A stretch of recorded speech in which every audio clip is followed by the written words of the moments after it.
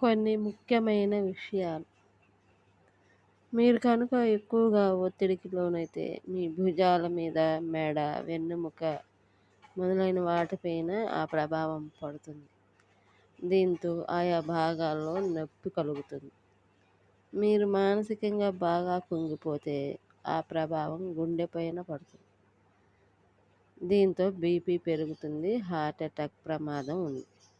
మీరు బాగా భయాందోళనలకు గురైతే ఆ ప్రభావం పొట్టపై పడుతుంది. దీంతో వికారం, వాంతి వచ్చినట్లు ఉండడం, అలసర్లు మొదలైనవి సమస్యలు కలుగుతాయి.